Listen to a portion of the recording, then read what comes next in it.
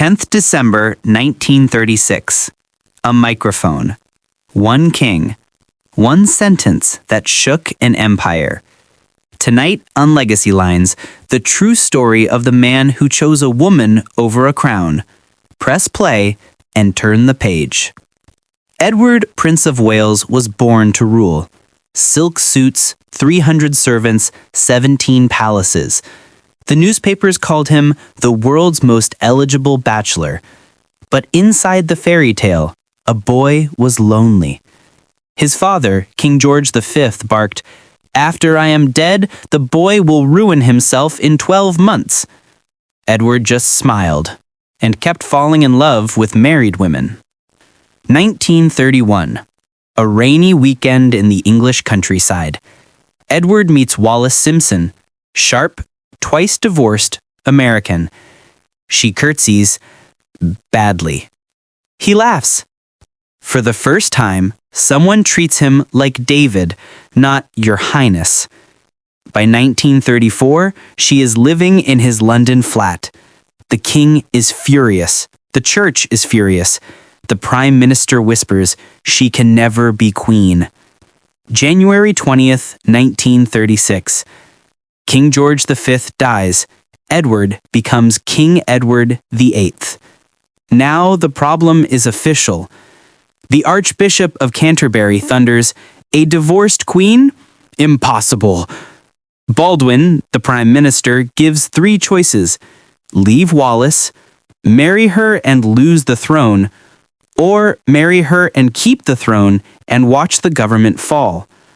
Edward stares at the jewel crowns and chooses door number 2. November 16.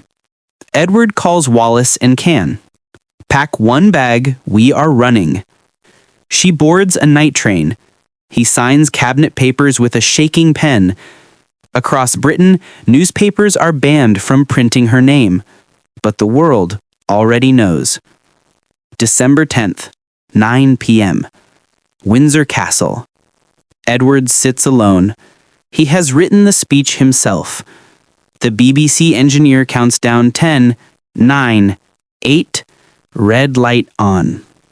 "When I became king 11 months ago, I knew my heart belonged to one woman. I have found it impossible to carry the heavy burden of responsibility and to discharge my duties as king as I would wish to do so without the help and support of the woman I love. I now quit altogether public affairs and place my duty in the hands of my brother. God bless you all. God save the king." London, next morning. Headlines scream, "King abdicates." In New York, newsboys shout, "Extra! Love beats crown." In Berlin, Hitler laughs, "The British are weak." In a small cottage, Wallis cries, "David, what have we done?" May 37, 1937, Edward and Wallis marry in a French chateau. No royal family attends. He is given the title Duke of Windsor. They live in exile, Paris, Bahamas, New York.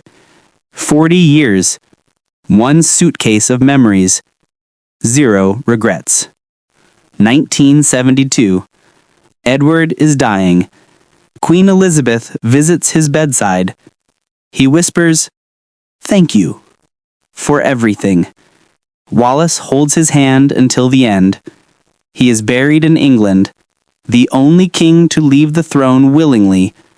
On his tombstone, no crown, just 2 words, David and Wallis. History teaches one line tonight. A crown is heavy, but a heart is heavier. Choose what you can carry forever. That is true royalty. Which would you choose? Crown or love? Comment crown or love below. Next Sunday, the slave who mailed himself to freedom. Subscribe and ring the paper bell.